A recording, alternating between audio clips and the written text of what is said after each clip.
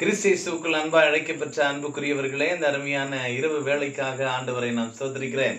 கர்த்தர் நல்லவர். ஒவ்வொரு நாளும் ஆச்சரியமாய் அதிசயமாய் நம்முடைய வாழ்க்கையில அற்புதமாக அவருடைய வார்த்தையினாலே நம்மை வடிவமைத்து வருகிறார். தேவ கிருபை, தேவ சமாதானம் நம் ஒவ்வொருவரையும் இந்த நாளிலே ஆண்டு கொள்வதாக என்று நம்மை அர்ப்பணிப்போம். தேவன் அவர் நேர்த்தியா தினதின் காலத்திலே நேர்த்தியாய் செய்கிறவர். அவருடைய கரத்திலே நம்ம அர்ப்பணித்து செபிக்கலாமா? அன்பின் பரலோக பிதாவே, இந்த ஆசீர்வதிக்கப்பட்ட இரவு வேளைக்காக நன்றி செலுத்துகிறோம். எங்கள் வாழ்நாளிலே இப்படிப்பட்ட ஒரு நாளை கூட்டி தந்து உம்மை அப்பா பிதாவே என்று அழைக்கத்தக்கதாய் தேவரீர் எங்களுக்கு கொடுத்திருக்கிறதான இந்த மகத்தான கிருபையின் நேரத்துக்காக நன்றி செலுத்துகிறோம். உடைய ஆசீர்வாதத்தின் நேரத்துக்காக, உடைய வார்த்தையின் வெளிப்பாடுகளுக்காக, நீர் கொடுக்க போகிற சத்தியத்திற்காக, நீர் பேச போகிற உடைய சத்தத்திற்காக நன்றியோடு உம்மை துதிக்கிறோம். உம்மை துதிக்கிறோம் அப்பா, உம்மை ஸ்தோத்திரிக்கிறோம். உம்மை வாழ்த்துகிறோம், உம்மை வணங்குகிறோம், உம்மை மகிமைப்படுத்துகிறோம். சிறந்த உமக்கு நாங்கள் ஸ்தோத்திரம் செலுத்துகிறோம். ஒருவராய் பெரிய அதிசயங்களை செய்கிறவர், வானங்களை சிருஷ்டித்தவர், எல்லாவற்றையும் நேர்த்தியா அதினது காலத்தில் செய்து கொண்டிருக்கிறவர். இந்த வேலையை பொறுப்பெடுத்துக் கொள்ளுங்க. இந்த நாள் ஆண்டவரே, நீர் எங்களை ஆளுகை செய்கிறீர், நடத்துகிறீர்.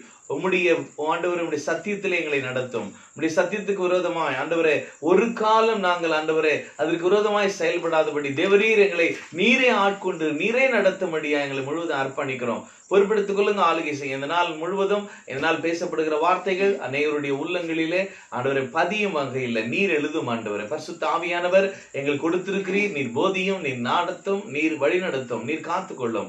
பெரிய காரியங்களை துவக்க முதல்ல முடியும் மட்டும் உடைய பிரசன்னத்தினால வழி நடத்துங்க. இயேசுவின் நாமத்தில் செபிக்கிறோம் ஜீவனுள்ள நல்ல பிதாவே, ஆமென். கர்த்தர் நல்லவர். இந்த நாளிலும் ஆண்டவருடைய நாமத்தை மகிமைப்படுத்த வகையில ஒரு பாடலை நாம் பாடுவோம். அன்பு சகோதரி சாரா நவராஜா அவர்கள் பாடின ஒரு பாடல், இந்த அன்புள்ள ஆண்டவர் இயேசுவை அவருடைய நாமத்தை போற்றிடுவேன், அவருடைய நாமத்தை போற்றிடும். வாசிக்கலாம், பாடலாம். இந்த அன்புள்ள ஆண்டவரே, உந்தன் நாமத்தை போற்றிடுவேன், உம்மை போல் ஒரு தேவனை பூமியில் அறிந்திட உயிர் தந்த தெய்வம் நீரே.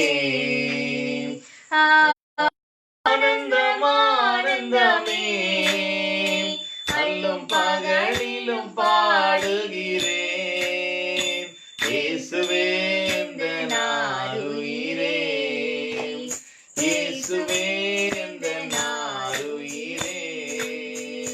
பெற்ற தாயும் என் தந்தையுமானவரே, மற்றும் எல்லாம் எனக்கு நீரே. பெற்ற தாயும் என் தந்தையுமானவரே, மற்றும் எல்லாம் எனக்கு நீரே. வானம் பூமியும் யாவுமே மாறினும் நீரே வாக்கு மாறாதவரே. ஆண்டவர் பார்த்து எல்லாரும் பேசுங்க.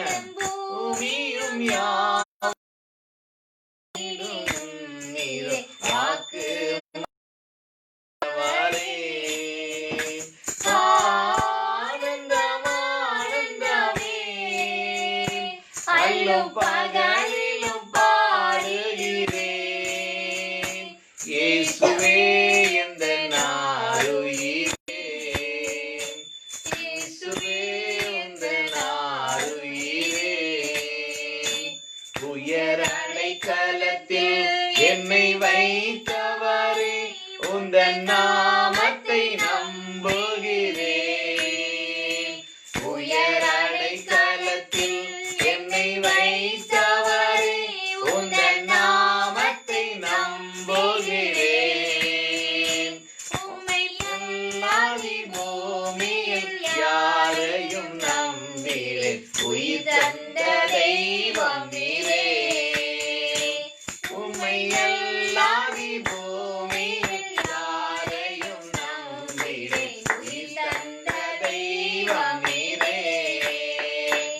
ஆனந்தம் ஆனந்தமே, அல்லும் பகலிலும் பாடுகிறேன், இயேசுவே இந்த நாருயிரே,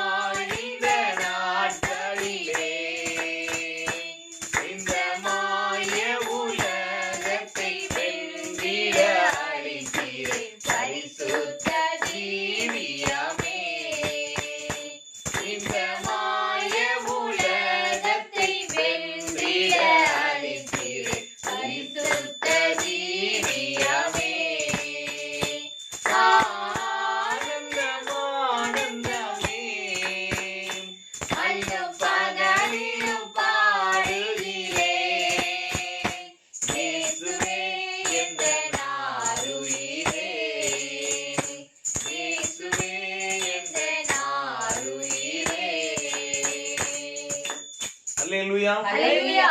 தேவ நாமம் இந்த வேளையிலே மகிமைப்படுவதாக. இந்த பாடலின் வரிகளை எத்தனை பேர் உணர்ந்திருக்கிறீர்களோ தெரியல. அந்த அன்புள்ள ஆண்டவர் இயேசு, உம்முடைய நாமத்தை நான் போற்றிடுவேன். அன்றைக்கு அவர்கள் சத்தியத்தின்படி பாடல் எழுதியிருக்கிறார்கள். ஆனால் இன்றைய காலகட்டத்தின்படி இங்கே நீங்கள் இந்த வார்த்தை பார்க்கும் பொழுது நாமத்தை போற்றிடுவேன் அப்படின்னா இனிமேல் நான் செய்வேன், இனிமேல் சாப்பிடுவேன், இனி இருப்பேன் அப்படின்றத காட்டிலும் போற்றுகிறேன், அதை பிரசன்ட் கண்டினியூஸ்ல நீங்க பாடினீங்கன்னா உங்க வாழ்க்கையில தேவனை பார்த்து இன்னைக்கு பேசுற மாதிரி இருக்கும். நான் ஒரு நாள் பண்ண போறேன், நான் செய்ய போறேன்றத நான் செய்து கொண்டிருக்கிறேன், நான் செய்கிறேன் என்று நாம் பாடும் பொழுது இங்கே பார்க்கிறோம், உம்முடைய நாமத்தை நான் போற்று. அவருடைய நாமம் என்ன? என் ஆண்டவருடைய ஆபிரகாமுக்கு வெளிப்பட்ட ஆண்டவர், சர்வ வல்லவருடைய நாமத்தினாலே ஆபிரகாம், ஈசாக்கு, யாக்கோபுக்கு வெளிப்பட்ட தேவன், நாமத்தில் வெளிப்பட்டவர், இருக்கிறவராகவே இருக்கிற மோசே காலத்துல. ஆகவே இன்றைக்கு தேவன் யெகோவாவா இருந்தவர் இப்படி பல நாமங்களை, யெகோவா ஷம்மா, யெகோவா ஷாலோம், யெகோவா ராம், யெகோவா ரஃபா, இப்படி அநேக நாமங்களால வெளிப்பட்ட ஆண்டவர் புதிய உடன்படிக்கையில ஒரு முக்கியமான நாமத்தினாலே வெளிப்பட்டிருக்கிறார். இது நிறைய பேருக்கு தெரியலங்க. யெகோவா ஷம்மா சொல்றாங்க, யெகோவா ரஃபா, எல்லா நாமத்தையும் நாம் அறிந்திருக்கிறோம், ரொம்ப சந்தோஷம். ஆனா மிக மிக முக்கியமான ஒரு நாமம் நாம் வேதத்துல வாசிக்கிறோம். வெளிப்படுத்தின சுவிசேஷம் 19ஆம் அதிகாரம் 13வது வசனம். அவருடைய நாமம் என்ன தெளிவாக நாம் அறிந்து கொள்ள வேண்டும். ரத்தத்தில் தோய்க்கப்பட்ட வஸ்திரத்தை தரித்திருந்தார். ரத்தத்தில் தோய்க்கப்பட்ட, ரத்தத்திலே அவருடைய வஸ்திரம் நனைக்கப்பட்ட ஒரு நிலையிலே காணப்படுகிற ஒருவரை இங்கே குறிப்பிடுகிறார். ரத்தத்தில் தோய்க்கப்பட்ட வஸ்திரத்தை அவருடைய நாமம் தேவனுடைய வார்த்தை என்பதே. தேவனுடைய வார்த்தை என்பதே. ஆதியிலே வார்த்தை இருந்தது, அந்த வார்த்தை தேவனாய் இருந்தது, அது தேவனிடத்தில் இருந்தது, அதுவே தேவனாக இருந்தது. 14ஆம் வசனம் சொல்லுகிறது, யோவான் 1:14, அந்த வார்த்தை மாம்சமாகி கிருபையும் சத்தியம் நிறைந்தவராய் நமக்கு உள்ளே வாசம் பண்ணினார். இதெல்லாம் நாம் புரிந்து கொள்ள வேண்டும். அவர் மாம்ச சித்தத்தின்படி, புருஷ சித்தத்தினாலாவது பிறவாமல் யாரால பிறந்தாரு? வாசிங்களேன், நல்லா பண்றீங்க, வாசிங்க வாசிங்க. யோவான் 1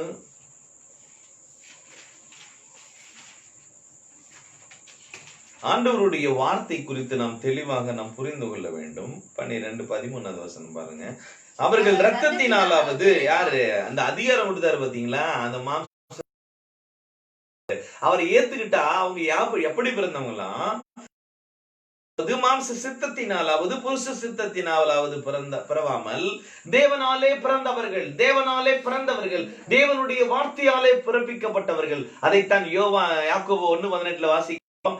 அவர் சித்தம் கொண்டு தம்முடைய சிருஷ்டிகளில் முதற் பலனாவதற்கு இருக்கிறார். வார்த்தை என்பது அவருடைய நாமம். இந்த வார்த்தை ஒரு மனிதன், தேவனாலே பிறப்பிக்கப்பட்டவன் தேவனுடைய வார்த்தையை பேசுவான். ஒருவன் வார்த்தையில நிலைத்திருந்தால் என்னிலே நிலைத்திருக்கிறான் என்று இயேசு சொன்னார் அல்லவா? ஆகவே இந்த வார்த்தையை ஒரு மனிதன், திரு வசனத்தை ஒரு மனிதன் பிடிக்கும் பொழுது அவன் வாழ்க்கையில மிகப்பெரிய காரியங்களை, மிகப்பெரிய ஆசீர்வாதத்துக்குள்ளாய் அவன் தள்ளப்படுகிறான். ஏனென்றால் அந்த வார்த்தைக்கு அவ்வளவு வல்லமை, ஒரு மேன்மை இருக்கிறது. அந்த வார்த்தைக்கு ஒரு மகிமை இருக்கிறது, இருக்கிறது. அந்த வார்த்தை அழியாததாக இருக்கிறது. அது நேற்றும் இன்றும் என்றும் மாறாததாக இருக்கிறது. இன்றைக்கும் மறைக்க முடியாத சகல அதிகாரம் பெற்ற அழியாததாய் வானம் பூமியோடு ஒளிந்து போகலாம். ஆனால் இந்த எழுதப்பட்ட வார்த்தைகளோ, இந்த சத்திய வசனமோ ஒரு காலம் ஒழியாது என்ற வேதத்தில் தெளிவாக நாம் பார்க்கிறோம். அருமையானவர்களே, வசனம் உங்ககிட்ட இருந்தா நீங்க ஒழிய முடியாது. உங்களை ஒருவனும் ஒழிக்க முடியாது. உங்களை ஒருவனும் என்ன பண்ண முடியாது? மேற்கொள்ள முடியாது. ஏனென்றால் நீங்கள் வார்த்தையில ஜனிப்பிக்கப்பட்டவர்கள். உங்களுக்கு விரோதமாய் உருவாக்கப்படும் எந்த ஆயுதமும் இந்த வார்த்தைக்கு விரோதமாய் எந்த இதுவும் செல்லாதுங்க. இது எழுதினதே தீர்மானிக்கப்பட்டபடி. தேவன் தீர்மானித்த நீதியான தீர்ப்பைய நாம் பார்த்தோம் ரோமர் 1ஆம் அதிகாரத்துல. அவர் தேவன் தீர்மானித்த நீதியான தீர்ப்பு நிச்சயம் எல்லாருக்கும் உண்டு. ஆகவே நீங்க நிறைய பேரு இந்த ரோமருக்கு எழுதின நிருபம் 2ஆம் அதிகாரம் 7-8 வசனங்களை நாம் இன்றைக்கு நாம் பார்க்க போகிறோம். அதனுடைய தொடர்ச்சியாக வாசிக்கலாம். சோர்ந்து போகாமல் நற்கிரியைகளை செய்து, நல்ல செயல்களை செய்து, மகிமை கனம் அழியாமை தேடுகிறவர்களுக்கு நித்திய ஜீவனை அளிப்பார். சண்டைக்காரராய் இருந்து சத்தியத்திற்கு கீழ்ப்படியாமல், சண்டைக்காரரா இருந்து நல்லதான் வந்துட்டு நீங்க சண்டைக்காரரா இருந்து சத்தியத்திற்கு கீழ்ப்படியாமல் சத்தியத்திற்கு அப்புறம் அநியாயத்திற்கு கீழ்ப்படிந்திருக்கிறவர்களுக்கோ உக்கிரகோபாக்கினை வரும். இந்த முதலாம் அதிகாரத்தின் இது அதாவது ஒரு கடிதம் அப்படின்னாலே நாம் இந்த ரோமர்கள் மிக மிக முக்கியமான ஒன்று.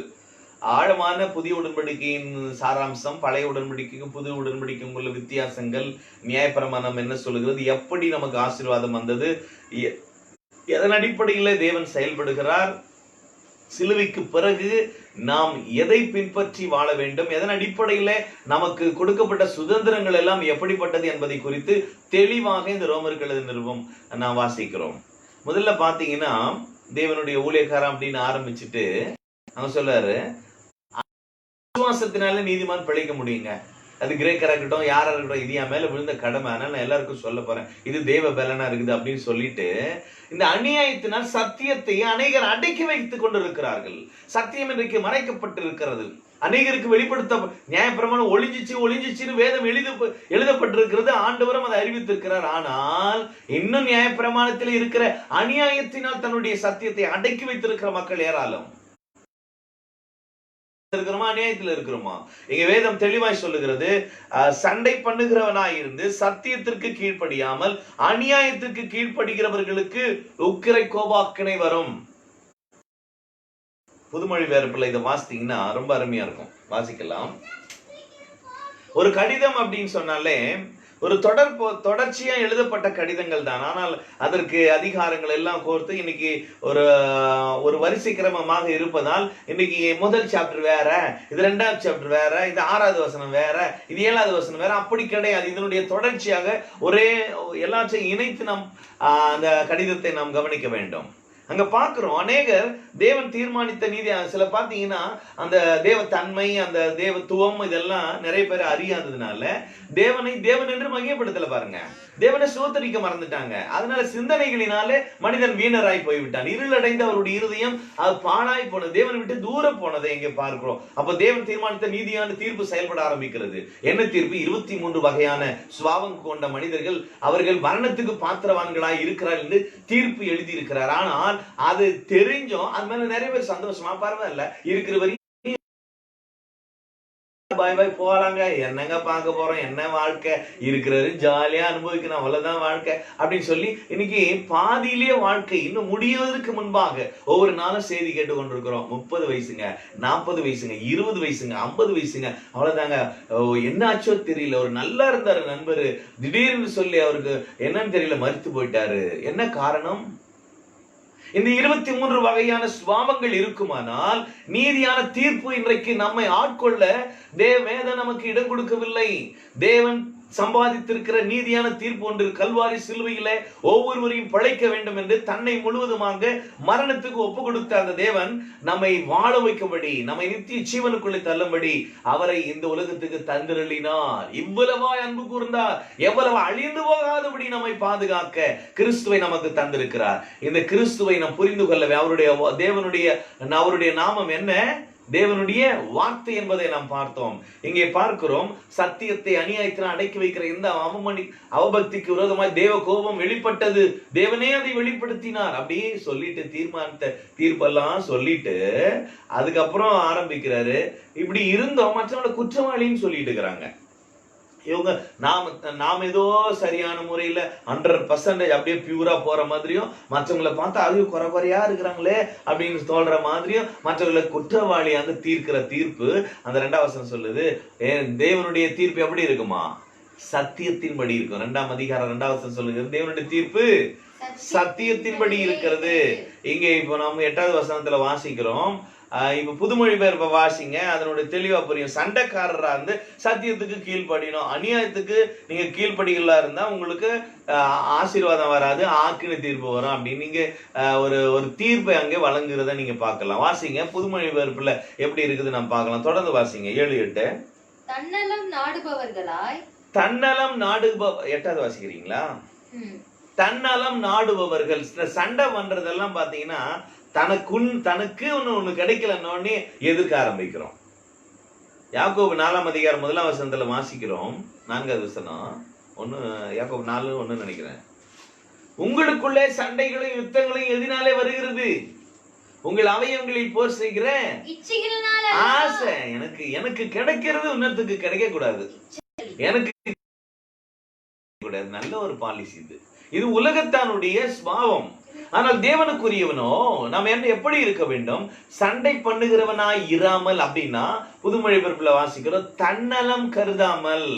அதாவது எங்க போனா, என் வீடு, என் மனைவி, என்னுடைய எல்லாமே, என் கோயில், எங்க ஐயா, எங்க போகுது, எங்க காணிக்கை, எங்க தசமம் போக, இப்படிதான் போகுது பாருங்க. இன்னைக்கு உலகம் எங்கும் பலன் தருகிறது கிறிஸ்துவனுடைய சுவிசேஷம். இந்த சுவிசேஷம் என்ன சொல்லுகிறது? கிறிஸ்து யாருக்கு சொந்தம்? எல்லாருக்கும் ஒன்று போல அவர் இருக்கிறாரே. அவருடைய சுபாவம் என்ன, அவருடைய அந்த தன்மை என்ன, அவருடைய மேன்மை என்ன, அதனுடைய மகிமை என்ன என்பதை நாம் தெளிவாக புரிந்து கொண்டு நாம் அவரை பிரதிபலிக்க அழைக்கப்பட்டிருக்கிறோம். நேற்று தினத்துல சொன்ன கிறிஸ்து என்றாலே கிறிஸ்துவின் ஆவியை வெளிப்படுத்துகிறவன், அவரை உடையவன் கிறிஸ்தவன். கிறிஸ்துவின் ஆவி இல்லாதவன் அவருடையவன் அல்ல. ரோமர் 8:9 நாம் வாசித்தோம். ஆகவே இங்கே பார்க்கிறோம், சண்டைக்காரனாய் இருந்து சத்தியம் அப்படின்னா நியாயம், அநியாயத்துக்கு கீழ்ப்படிந்து, அப்ப நியாயத்துக்கு நாம் கீழ்ப்படிய அழைக்கப்பட்டிருக்கிறோம். தேவனுக்கு கீழ்ப்படிந்திருக்க அந்த நியாயமுள்ள ஆண்டவருக்கு சத்தியம்னா இன்னொரு உண்மை அப்படின்ற பொருள் இருக்கிறது தமிழ்ல. இங்க பாத்தீங்கன்னா, தன்னலம் நாடுகிறவர்கள் தன்னலம் நாடாமல் பிறநலம் கருதுவது சத்தியம். சத்தியத்தின்படி நாம் அறிந்து கொண்ட நாள் முதல் இன்னைக்கு சத்தியத்தை தெளிவா நம்ம புரியல, நம்முடைய வாழ்க்கையில பரிசுத்தம் இருக்காதுங்க. சண்டை இருக்கும், பிரச்சனை இருக்கும், கஷ்டம் இருக்கும், வியாகுலம் இருக்கும். அடுத்த வசனத்துல நீங்க பாத்தீங்கன்னா தீர்ப்பெல்லாம் அங்க சொல்றாரு, ஆத்துமாக்கு உபத்திரவம் வியாகுலமும் உண்டாகும். முன்பு என்ன தெரியுமா, யூதர்ல ஃபர்ஸ்ட் அவங்களுக்கு தான் எல்லாமே சட்டத்திட்டம் கொடுத்தாரு. ஆண்டவர் நியாயப்பிரமாணம் எதுக்கு கொடுத்தாரு? பாவம்னா என்னன்னு தெரியணும், இஷ்டத்துக்கு வாழ்ற வாழ்க்கை அல்ல. இந்த பாவம் எவ்வளவு கொடிது என்பதை அங்கு விளக்கும்படியாய் சட்டத்திட்டங்கள் கொடுக்க செய்தால் இந்த தண்டனை, பல்லுக்கு பல் கண்ணுக்கு கண் என்ற மிகப்பெரிய தண்டனைக்குள்ளாக அன்றைய சட்டத்திட்டங்கள் கடுமையாக இருந்தது. ஞாயிற்றுக்கிழமையை நீங்கள் ஆலயத்துக்கு அல்லது தேவனை தேடவிட்டால் உங்கள் வாழ்க்கையில கொல்லப்பட வேண்டும். தன் தகப்பனையும் தாயையும் விரோதமாய் பேசுகிறவன் கொலை செய்ய வேண்டும். இப்படி பிறரை இச்சிக்கிறவன், இப்படி பல தேவன் என்று தேவனை உருவாக்குறவர்கள் யாராயிருந்தாலும் சட்டத்திட்டத்தின் அடிப்படையில் குற்றவாளிகள் என்று தீர்க்கப்பட்டது. ஒரு மனிதனும் பரிசுத்தவானாக நீதிமானாக வாழ முடியாத நிலை.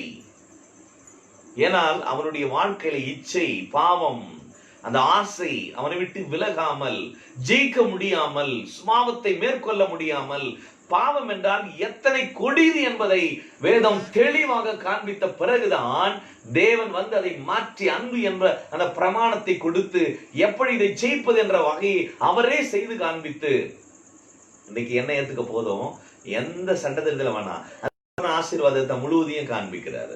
எடுத்த உடனே ஆசீர்வாதத்தை கொடுத்துட்டு இது பாவங்க, இது ரொம்ப கஷ்டம், இது செய்யாத அதை செய்யாதன்னு சொன்னா யாரும் மதிக்க மாட்டாங்க, நல்லா தெரியும். ஆனா இன்றைக்கு முதல் ஆண்டவர் நியாயப்பிரமாணத்தை காட்டுறாரு. இது பாவம்னா இப்படி எவ்வளவு பெரிய கொடிது, ஐயோ மேற்கொள்ள முடியவில்லையே. அநேகர் மரித்து போனார்கள், அநேகர் அநீதியில வாழ்ந்தார்கள், தீமையில வாழ்ந்தார்கள், ஜெயிக்க முடியாத நிலை. ஆனால் கிறிஸ்து அந்த நியாயப்பிரமாணத்தின் முடிவான பிறகு அப்பொழுதுதான் வாழ்க்கையில ஒரு பெரிய இதோ சகல ஜனங்களுக்கும் சந்தோஷத்தை உண்டாக்குற, சந்தோஷம் இல்லாத காலம் நியாயப்பிரமாண காலம், அடிமைப்பட்டு கிடந்த காலம் நியாயப்பிரமாண காலம். தன் வாழ்க்கையில காணிக்கை கொடுத்து தசமபாகம் கொடுத்து எதிலும் பூரணப்படாத நிலை. பூரணப்படுத்துமானால் இன்னொரு அதை முடித்தார், அதை அழித்தார், அதை நிறைவேற்றினார். இன்றைக்கு நியாயப்பிரமாணம் எது? 1 தீமோத்தேயு 1:7 வாசித்து பாருங்க. அடிக்கிறவனும் தாய் தகப்பன்மார கண்டிக்கிறவனும் இவங்களுக்கு தான் நியாயப்பிரமாணம் கொடுக்கப்படாது, யூதர்களுக்கு கொடுக்கப்பட்டது. இன்னும் நம்ம ஆளுங்க ஜென்டைலா இருந்தோம், ஆண்டவரை ஏத்துக்கிட்டு இன்னும் நியாயப்பிரமாண கிரிக்காக சாபத்துக்கு உட்பட்டு இருக்கிறார் என்று கலாத்தியர் 3:10 வாசிக்கிறோம். அருமையான தேவ ஜனமே, இன்றைக்கு ஆசீர்வாதம் இல்ல, கஷ்டம், பிரச்சனை, வியாகுலம் உண்டாவது என்ன? நியாயப்பிரமாணத்துக்குள்ள சத்தியத்துக்கு விரோதமா யார் இருந்தாலும் அது வேலை செய்ய ஆரம்பிக்குங்க. இது ஒண்ணு இல்ல, பேய் பிடிச்சா பேய் நடத்துது, கடவுள் வார்த்தை பிடிச்சா வார்த்தை நடத்தும், இவ்வளவுதான். சத்தியத்தின்படி நாம் அறிந்து கொண்ட நாள் முதல் பலன் கொடுக்க ஆரம்பிக்கும். மெய்யாகவே இது சத்திய வார்த்தை தான். இது மனுஷவசமாக நாம் ஏற்றுக்கொள்ளாமல் மெய்யாகவே இது தேவ வசனமாக நாம் ஏற்றுக்கொண்டால் அது நமக்குள்ளே பலன் கொடுக்கும். இல்லைன்னா வேலை செய்யாது. கிருபை நம்ம வேலை செய்யாது. எப்ப வேலை செய்யும்? சத்தியத்துக்கு தன்னை முழுவதுமாக அர்ப்பணிக்கும் பொழுது. இங்கே பார்க்கும் பொழுது நியாயமா அநியாயமா, கீழ்ப்படிதால கீழ்ப்படியாமையா? இன்னைக்கு தன்னலமா பிறர் நலமா? எந்த நலத்துல நான் வாழ்ந்து கொண்டிருக்கிறோம்? தன்னலம் வாழ்ந்து சண்டைக்காரரா. சண்டைனால அந்த பிறர் நலம், மத்தவங்களை பத்தி பொது நலம் கிடையாது, சுயநலம். அது மாத்திரமல்ல, சுய பிரயோஜனம். எனக்கு எதனா கிடைக்குமா, எனக்கு எதனா கிடைக்குமா, ஆதாயம் இருக்குமா, ஆதாயம் தேடுகிற மக்கள். ஆகவே சத்தியத்துக்கு விரோதமாய் சண்டைக்காரராய் இருந்த அப்படின்னா தன்னலம் நாடுகிறவர்கள், சுய பிரயோஜனத்துக்காக வாழ்கிறவர்கள். அது மாத்திரமல்ல, தற்பிரியர் என்று சொல்லப்பட்டிருக்கு. ஒரு சில வசனம் வாசித்தா உங்களுக்கு புரியும். லூக்கா 9ஆம் அதிகாரம் 33வது வசனத்துல, லூக்கா 9:23 நினைக்கிறேன், வாசிங்க.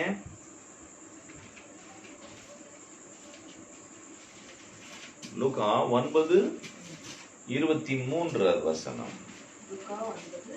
பின்பு அவர் எல்லாரையும் நோக்கி, ஒருவன் என்னை பின்பற்றி வர விரும்பினால் அவன் தன்னைத்தான் வெறுத்து தன் சிலுவையை எடுத்துக்கொண்டு அனுதினமும் எடுத்துக்கொண்டு என்னை பின்பற்ற கடவன். இங்கே என் பின்னே வர விரும்பினால் அவன் தன்னைத்தான் வெறுத்து, தன்னைத்தானே வெறுத்து கிறிஸ்துவை முதன்மைப்படுத்தி கிறிஸ்துவை பிரதிபலித்து வாழ்கிற ஒரு வாழ்க்கை முறை. சிலுவை தன் சில பேர் பாத்தீங்கன்னா இந்த வசனத்தை தவறா விளங்கிக்கிட்டு ஒவ்வொரு நாளும் சிலுவை சுமக்கணும் பிரதர், பாடு பிரதர், கஷ்டம் பிரதர். கஷ்டப்படுறதுக்கு எங்க அப்பா எதுங்க கஷ்டப்பட்டு அவரும் சிலுவை சுமந்து நானும் சிலுவை சுமந்து, என்னையா இது வாழ்க்கை, என்னையா இது பக்தி, என்னையா ஒரு ஆசீர்வாதம், இன்னும் சிலுவை சுமந்து. ஆண்டவர் அன்னைக்கு என்ன சொன்னாரு? பின்பு வர ஜனங்கள்லாம் பார்த்து சொன்னாரு, உங்களுக்குள்ளே சிலுவை, உங்களுக்கு பிரச்சனை இங்க வர்ற என்கிட்ட வர்றதுக்கு ஏதாவது தடையா இருக்குதா? உங்க பணம் தடையா இருக்குதா? உங்க பெருமை தடையா இருக்குதா? உங்களுடைய குடும்பம் தடையா இருக்குதா? எல்லாத்தையும் விட்டுடுப்பா. நீயே தடையா இருக்கிறியா? உன்னை மறந்துடு. தன்னுக்கு ஆசீர்வாதம் கிடையாது. தன்னை வெறுத்து, தன்னைத்தானே வெறுத்து அப்படின்னா, தன்னைத்தானே வெறுத்துனா எல்லாரும் தூக்கு மாட்டி தொங்க வேண்டியதுதான். அப்படிப்பட்ட நிலை அல்ல. தன்னைத்தானே வெறுத்து என்றால் தான் எதை முக்கியப்படுத்தி முதன்மைப்படுத்துகிறோமோ அதை வெறுத்து. எனக்கு படிப்பு எனக்கு முதன்மை, அப்ப படிப்பு தூக்கி அப்படி வைங்க ஓரமா. இல்ல எனக்கு அந்தஸ்து, நான் எந்த ஜாதி தெரியுமா, எந்த குலம் தெரியுமா, எந்த கோத்திரம் தெரியுமா, நான் எவ்வளவு படிச்சிருக்கேன் தெரியுமா, என்னுடைய ஸ்டேட்டஸ் என்ன தெரியும், எல்லாத்தையும் அப்படி வைங்க கொஞ்சம். அதான் பவுல் சொன்னாரு, எனக்கு லாபமா இருந்தவைகள் எவைகளோ அவைகளை கிறிஸ்துவுக்காக நான் நஷ்டம் என்று விட்டேன், குப்பையமாக எண்ணுகிறேன். குப்பையை தூக்கி தலை மேல வைக்க கூடாது. குப்பையை எடுத்து நாம் அணைத்துக் கொள்ள கூடாது. அது நாற்றம் எடுக்கும், அது பின்பு மாற்றங்களை கொடுக்கும். ஆனால் என் தேவனை நாம் கனப்படுத்தும் பொழுது, வார்த்தையை கனப்படுத்தும் பொழுது நம்முடைய வாழ்க்கையில மிகப்பெரிய ஆசீர்வாதம். சொன்னாரு, தன்னைத்தானே வெறுத்து அப்படின்னா இந்த சூழ்நிலைகள் எல்லாம் வெறுத்து, தடையா இருக்கிற காரியங்கள் எல்லாம் வெறுத்து. சிலுவை, அது என்ன சிலுவை? படிப்பு, ஒருவேளை அந்தஸ்து, இந்த பொருளாதாரம், இல்ல பணம், இல்ல இப்படி பல விஷயம் சிலுவையா அப்படியே தூக்கி போட்டுறாத, அப்படியே எடுத்துட்டு என்கிட்ட வா, நான் பாத்துக்கிறேன் அதெல்லாம் அப்படின்னு ஆண்டவர்கிட்ட இறக்கி வைக்க கூப்பிட்டாரு. வருத்தப்பட்டு பாரம் சுமக்கிறவர்களை நீங்க என்கிட்ட கத்துக்கப்பாரு. ஆண்டவர்கிட்ட வந்துட்டு இன்னொருத்தர்கிட்ட, ஆண்டவர்கிட்ட வந்து ஆண்டவர் யாரு?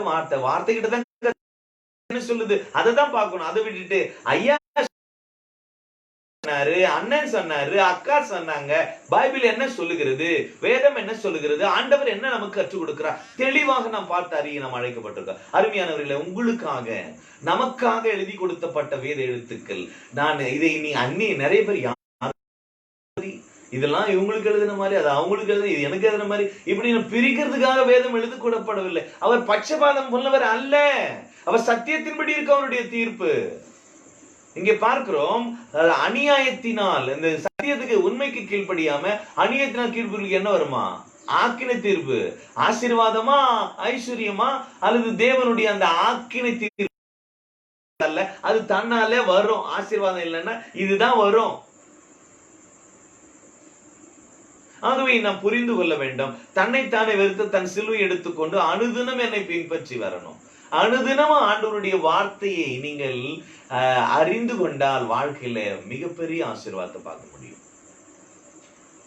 ஒருவேளை என் நிமித்தம் நீங்கள் தாய் தகப்பன் இவெல்லாம் விட்டுட்டீங்கன்னா, மார்க் 10:31-30 பாத்தீங்கன்னா, வாசிங்களா, இந்த வசனத்தை வாசித்துட்டு போலாம். இப்பொழுது இம்மையிலே, இம்மையிலேன்னா இந்த உலகத்திலேயே. சில சொல்லுவாங்க பாடு இங்க பிரதர், பாடுபட்டு பரலோகம் போய் பரலோகத்துல போய் பல ஆசீர்வாதம். அங்க எதுங்க ஆசீர்வாதம் பார்த்து, இங்க எதுங்க பூலோகத்துல? நீங்க சொல்றாரு பூலோகத்திலே இம்மையிலே துன்பங்களோடு கூட ரொம்ப கஷ்டங்க ஆண்டவரே, இது ரொம்ப பாடுங்க படாத பாடல். அப்ப துன்பங்களோடு கூட நூறத்தனையான வீடுகளையும், ஒரு சகோதரி எழுந்துட்டங்க 100 சகோதரி கிடைப்பாங்க, ஒரு சகோதரி எழுந்துட்டங்க 100 சகோதரி கிடைப்பாங்க. அப்பா கிடைக்க மாட்டாரு. ஒரு அப்பா எழுந்துட்டா ஒரு அப்பா தான், அதுக்கு பதிலா ஆண்டவர் தான், வேற யாருமே கிடையாது. வாசிங்க, ஒவ்வொன்னா பார்க்கலாமே. சகோதரரையும் சகோதரிகளையும் தாய்களையும் பிள்ளைகளையும் நிலங்களையும் மறுமையிலே நித்திய ஜீவனையும் அடைவது நிச்சயம். இது ஒருவேளை இதெல்லாம் நீங்க இழந்தீங்கன்னா உங்க வாழ்க்கையில 100 கொடுக்குறேன்ட்டாரு. ஒரு வீடு எனக்கு போயிடுச்சுன்னா 100 வீடு வருங்க. ஒரு சகோதரி போயிட்ட 100 சகோதரர் வருங்க. ஒரு சகோதரி இல்ல என் அண்ணன் தயவு செய்து கூப்பிடாதீங்க, எங்க நிறைய அண்ணன் 100 அண்ணன் வந்துருவாங்க, 100 சகோதரி வந்துருவாங்க, கவலையே படாதீங்க. இன்னைக்கு எத்தனை உறவு முறைகள் வேத வசனத்தை சொல்லும் பொழுது எத்தனை அருமையான குடும்பங்கள், உறவுகள், புது புதிய உறவுகளை தேவன் தந்து கொண்டிருக்கிறார். அருமையானவர்களே, ஒரே குடும்பத்தின் பிள்ளைகளாக, ரத்தத்தினால் மீட்கப்பட்டவர்களாக நாம் இன்றைக்கு காணப்படுகிறோமே. இது காரணம் என்ன? அந்த இயேசு கிறிஸ்துவனுடைய அன்பு, அவருடைய வார்த்தை தன் ஜீவனை கொடுத்து நம்மை மீட்டு ஒரு குடும்பத்தின் பிள்ளை, ஒரு வீட்டார், நம்ம எல்லோரும் தேவனுடைய நகரத்தார், தேவனுடைய வீட்டாராக அந்நியராய் இராமல், பரதேசிகளாய் இராமல். அது பழைய உடன்படிக்கை தான், பரதேசியா அந்நிய. அவரே சொல்ல யாக்கோபு எல்லாம் பாத்தீங்கன்னா பரதேசியா சஞ்சித்த நாள் 130 இப்போ வந்திருக்கிறேன் அப்படின்றது. ஆகவே இன்னைக்கு பரதேசியே கிடையாது. நம்ம பரம தேசத்துக்கு உரியவர்களாக, இன்றைக்கு பங்காளிகளாக, சுதந்திரவாளிகளாக, நாம் எல்லா சொத்துக்கும் உரிமை தேவனை பெற்றவர்களாக, கிறிஸ்துவை சார்ந்தவர்களாக காணியாட்சிக்கு புறம்பாய் கிடந்தோம். எபேசியர் 2:12 வாசிக்கிறோம். முன்ன எப்படி இருந்தீங்களா? முன்பு அந்நியராய், அந்நியனா இருந்துட்டோம், யாரோ தெரியாது. தெரியலையா? 12 இல்லையா? வசனம் தெரியலன்னா ஸ்டக் ஆகுதுதான். 2:12 அக்காலத்திலே கிறிஸ்துவை சேராதவர்களும் இஸ்ரவேலின் காணியாட்சிக்கு புறம்பானவர்களும் வாக்குத்தத்தத்தின் உடன்படிக்கைகள் அந்நியரும் நம்பிக்கையற்றவர்களுமாயிருந்தோம். இவ்வுலகத்துல தேவனை அற்றவர்களாய் இருந்தோம். ஆனா இப்ப எல்லாமே எப்படி ஆயிட்டோம்? முன்னே தூரமாயிருந்த நீங்கள் கிறிஸ்துவை சேர்ந்துட்டோம், இஸ்ரவேலுக்கு காணியாட்சிக்கு புறம்பா இருந்துட்டோம், இப்ப கிட்ட வந்துட்டோம். வாக்குத்தத்த உடன்படிக்கைகளுக்கு அந்நியரா இருந்தோம், இப்ப உடன்படிக்கை எல்லாம் கிறிஸ்து மூலியமா சொந்தக்காரர் ஆயிட்டோம். ஆபிரகாம் ஆசீர்வாதமே நமக்கு வருது. எவ்வளவு சொந்தக்காரனா மாற்றும் பாருங்க. அந்நியரா இருந்தோம், இப்ப சொந்தக்காரனா மாட்டீங்க. அப்புறம் நம்பிக்கை இல்லாதவர்கள், நம்பிக்கையே இல்ல, யாரு மேலே நம்பிக்கை இல்லை. ஏன்னா இப்ப நம்பிக்கை வந்துருச்சு. நம்பிக்கை உள்ளவர்களும் இவ்வுலகத்திலே யாரும் இல்லாததும் தேவனை, இவ்வுலகத்திலே அனைத்து தேவனை உடையவர்களாக, ஆசீர்வாதத்துக்கு உரியவர்களாக நாம் மாறுகிறோம். அதனாலதான் சொன்ன, என்கிட்ட வந்திருப்பா, என்னை பிடிச்சுக்கோ, என் வார்த்தை பிடிச்சுக்கோ, என்னை முழுவதும் அர்ப்பணிச்சுக்கோ, தேவன் உங்களை நடத்த ஒப்பு கொடுங்கள். ஏனென்றால் சத்தியத்துக்கு கீழ்ப்படிக்கணும். அதுதான் கீழ்ப்படிதல்னா ஃபுல் சரண்டருங்க. படுத்துட்டா திரும்பி ஏந்து கூடாது, சரணம், அவ்வளவுதான். தகன பலி, தன்னை முழுவதும் அர்ப்பணிக்கணும், தேவனுடைய ஒப்பு கொடுக்கணும். அது அவங்க சரீரங்களை பரிசுத்தமும் தேவனுக்கு பிரியமான ஜீவ பலியாக உங்க ஒப்பு கொடுங்கள். இதுவே நீங்கள் செய்யத்தக்க புத்தியுள்ள ஆராதனை. இந்த உலகத்துக்கு ஒத்த விஷயம் தெரியாமல் கர்த்தருடைய நன்மை பரிபூர்ணமான சித்தம் என்னது என்பதை நீங்கள் பகுத்தறியத்தக்கதாக உங்கள் மனம் புதிதாகிறதுனாலே மறுரூபமான ஒரு வாழ்க்கை. அதுதாங்க சரண்டர், கீழ்ப்படிதல். தேவனுக்கு தன்னை கீழ்ப்படிந்து வாழ்கிற ஒரு வாழ்க்கை. ஆகவே தன்னலம் கருதாமல் நாம் பிறர் நலம் கருத நாம் அழைக்க. 1 Corinthians 10:24 அதே வசனத்தை நம்ம பார்க்கிறோம். இன்னைக்கு அநேக சுயநலம் அல்லது தற்பிரியர்களாக மனிதர்கள் வாழ்ந்து கொண்டிருக்கிறார். ஒவ்வொருவனும் தன் சுய பிரயோஜனத்தை தேடாமல் மற்றவர்களுடைய பிரயோஜனத்தை, பிறருடைய, அது கிறிஸ்து தனக்கே பிரியமாய் நடவாமல் மற்றவர்களுக்கு பிரியமானவையே நடந்து கொண்டார். அவர் சிலுவையின் மரண பரியந்தம், அதாவது சிலுவையின் கடைசி மரண பரியந்தம் தன்னை தாமே தாழ்த்தி தனக்கானவைகளுக்கு அல்ல பிறருக்கானவைகளையே அவர் நோக்கினார். கிறிஸ்து இயேசுவில் இருந்த சிந்தை உங்களிலும் இருக்க வேண்டும் என்று வேதம் சொல்லுங்க. பிலிப்பியர்ல பாத்தீங்கன்னா இங்க பார்க்கிறோம், பிறர் நலம் கருதாமல் எப்படி இருக்கணுமா?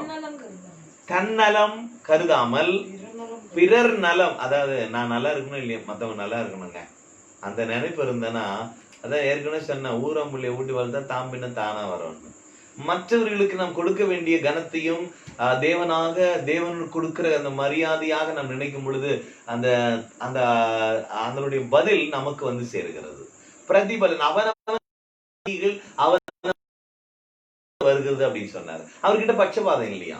அப்புறம் பாத்தீங்கன்னா வேதனைலாம் யார் வரும், யாருக்கு வேதனை உண்டாகும், யாருக்கு வருத்தம் உண்டாகும், இவங்க நிலையெல்லாம் எப்படி முதல் யாருக்கு கஷ்டம்லாம் ஆரம்பிக்கும். அடுத்த நாள்ல நான் நாளைக்கு பார்க்கலாம் அதனுடைய செய்தியை. இன்னைக்கு பார்க்கிறோம், தேவனை நாம் அறியும் பொழுது, தன்னலம் கருதும் பொழுது நம்முடைய வாழ்க்கையில ஆசீர்வாதத்தை இழக்கிறோம். பிறர் நலம் கருதும் பொழுது நாம் ஆசீர்வதிக்கப்படுகிறோம். அது மாத்திரமல்ல, 2 தீமோத்தேயு 3:2 மட்டும் வாசிங்க, நேரமானது நாம் முடிக்கலாம். 2 தீமோத்தேயு 3:2 கடைசி காலத்திலே மனிதர்கள் எப்படி இருக்கிறார்கள்? மனுஷர்கள் தற்பிரியராயும் பணப்பிரியராயும் தனக்கு பிரியமா வாழ்றது, தான் மட்டும் நல்லா இருந்தா போதும், அப்படிப்பட்ட ஒரு வாழ்க்கை. இது எப்ப தெரியுமா, எந்த காலத்துல தெரியுமா தோன்றும்? நீங்க லிஸ்ட் அவுட் போட்டிருக்கிறாரு. தீமோத்தேயுக்கு சொல்றாரு, தயவு செய்து தம்பி நீ பார்த்து ஊழியம் பண்ணு, இந்த கடைசி காலத்துல இப்படி எல்லாம் தோன்றும், நீயும் ஜாக்கிரதையா இரு, இளமையில நீ என்ன செய்யணுமோ அதை செய்யி, எப்படி எல்லாம் நீ நடத்தணுமோ அப்படிலாம் நீ அறிவு புத்தி சொல்ல அழைக்கப்பட்டிருக்கிறா அப்படின்னு சொல்லி நிறைய விஷயங்கள் இங்க சொல்றாரு. இங்க தற்பிரியராயும் தனக்கு பிரியமாய் நடவாமல் பிறருக்கு பிரியமாக நடக்கிற ஒரு அனுபவம் கிறிஸ்தவ அனுபவம். அதைத்தான் இங்க மத்தவங்களையே குறை சொல்றியப்பா, இது சத்தியத்தின்படி இருக்கும் தீர்ப்பு, நீ மத்தவங்களை சொன்னேன்னா உனக்கு அந்த தீர்ப்பு வந்துடும், அதனால ஜாக்கிரதையா இரு, நீ அழியாமையை தேடு, நீ கனத்தை தேடு, மகிமையை தேடு, உனக்கு நித்தியமான வாழ்க்கை கிடைக்கும். இல்ல அப்படின்னா கீழ்ப்படியில சண்டை போட்டுட்டு நீ பிரச்சனை பண்ணிட்டு, பிரச்சனை மேல பிரச்சனை பண்றது ஒரு சிலருக்கு சந்தோஷம், அப்படியே பண்ணா உனக்கு என்ன கிடைக்கும்? ஆசீர்வாதம் வராது, ஆக்கினி தீர்ப்பு வரும். அதனால ஜாக்கிரதையா இருன்னு சொல்லி எச்சரித்து, அதன் பிறகு அவருடைய சுவாமங்களை பிரதிபலித்து, அப்ப யாருக்கு எப்படி ஒரு சட்ட திட்டத்தின்படி எப்படி ஒரு தீர்ப்பெல்லாம் வழங்குறாரு அப்படின்னு சொல்லி அப்படியே இந்த லெட்டரை எழுதுறாரு. தொடர்ந்து நாம் பார்ப்போம். கர்த்தர் இந்த நாளிலும் நாம் கேட்ட இந்த வார்த்தையின்படி ஒவ்வொரு நாளும் தேவனுக்கு பிரியமாய் நடக்கிற, தேவன் விரும்புகிற, தேவனை புரிந்து கொண்டு அவரோடு கூட ஐக்கியமாய் வாழுகிற ஒரு வாழ்க்கை முறையை நாம் விரும்புவோம். அவருக்கு கீழ்ப்படிவோம், சத்தியத்துக்கு கீழ்ப்படிவோம், எதிர்த்து நிற்காமல் ஆசீர்வாதத்துக்கு பங்காளிகளாய் மாறுவோம். ஆக்கினி தீர்ப்பு எங்கு நமக்கு கிடையாது. ஏனென்றால் நான் கிறிஸ்துவுக்கு உட்பட்டு இருக்கிறவன், நான் ஆவிக்கு உட்பட்டு இருக்கிறவன், ஆக்கினி தீர்ப்பு கிடையாது. நான் கிருபைக்கு உட்பட்டு இருக்கிறோம், ஆகவே ஆக்கினி தீர்ப்பு நமக்கு இல்லை. நாம் ஆசீர்வதிக்கப்பட்டவர்கள், ஒவ்வொருவரும் ஆசீர்வதிக்கப்பட்டவங்க. இங்க இப்படி இல்லைன்னா இப்படி நடக்கும் அப்படின்னு சொல்லி தானால வந்துருங்க, அழிவு வந்துருங்க, தயவு செய்து அதாவது ஒரு லிமிட்டடா இருங்க, இல்லைன்னா ரொம்ப கெட்டுடுங்க அது அப்படின்னு சொல்லி எச்சரிக்கிற மாதிரி நிறைய வார்த்தைகளை தேவன் நமக்கு கற்றுக் கொடுக்கிறார். நீ கற்றுக் கொடுத்த வார்த்தைக்காக நன்றி சொல்லி அவர்களுடைய கருத்துல நம்ம அர்ப்பணிப்போம். நிச்சயமா கிருபைகள், நிச்சயமான அந்த தன்னலம் கருதாமல் பிறநலம் கருதுகிற கிறிஸ்துவின் சுபாவம், கிறிஸ்துவின் சிந்தைக்குள்ள வெளிப்பட நம்ம அர்ப்பணிப்போம். ஜெபிக்கலாம். அன்பின் பரலோக பிதாவே, இந்த நல்ல நாளுக்காக நன்றி செலுத்துகிறோம். ஆண்டவரே, இந்த வார்த்தையில அடங்கி இருக்கிற சத்தியத்தை ஓரளவுக்கு எங்களுக்கு புரியும் வகையில் கற்றுக் கொடுத்தீர்.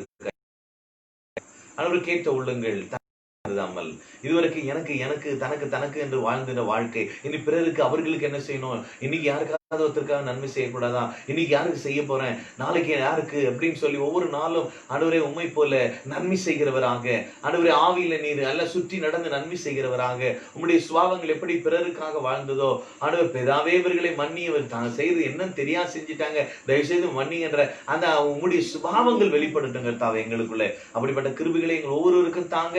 இந்த நாளிலும் கூட ஏதாவது என் வாழ்க்கையில சுகம் கிடைக்காதா, ஏதாவது ஒரு மாற்றம் வராதா, என்ன நிறைய பேர் பாத்தீங்கன்னா ஜபத்துக்கான வேண்டுதலே கொடுத்திருக்குது நான் பார்த்திருக்கிறேன். ஆகவே இந்த நாளிலே ஒருவேளை ஜபத்திலே இருப்பாங்களா, ஆண்டவரே நீர் அவர்களை சந்தியுங்க தாவே, அவர்கள் விண்ணப்பங்களை இங்க அங்கீகரிங்க, அவங்களை உமக்கு நாங்கள் தெரியப்படுத்துகிறோம். ஆண்டவரே இங்க வந்திருக்கிற எல்லா எழுத்து வடிவிலே கொடுத்திருக்கிற எல்லா கேள்விகளுக்கும் எல்லா பதில்களும், எல்லா பிரச்சனைகளுக்கும் பதில்களும் கிறிஸ்து நீரா இருக்கிறீர், பரிகாரியான கர்த்தர் நீர், விடுவிக்கிற ஆண்டவர், விடுவிக்கிற இயேசுவின் நாமத்துல வியாதிகள் இருந்தால் மறைவதாக, சுகம் உண்டாகட்டும், பலன் உண்டாகட்டும், ஆரோக்கியம் பெருகட்டும், எல்லா நிறைவும் சம்பூர்ணமா ஒவ்வொருவரும் அடைவார்களாக இயேசுவின் நாமத்துல. உமக்கு அந்த நித்திய வாழ்க்கைக்கு சுதந்திரவாளிகளாய் ஒவ்வொருவரும் மாறுவார்களாக அர்ப்பணிக்கிறோம். தொடர்ந்து நடத்தட்டும். இயேசுவின் நாமத்தில் அர்ப்பணித்து ஜெபிக்கிறேன் நல்ல பிதாவே, ஆமென். கர்த்தர் நம்ம நல்லவர். இந்த நாளிலும் வேத வசனத்துக்கு ஆசீர்வாதத்துக்குள்ளே கடந்து செல்ல தேவன் செய்வாராக. மீண்டும் நாம் காலை சந்திக்கலாம்.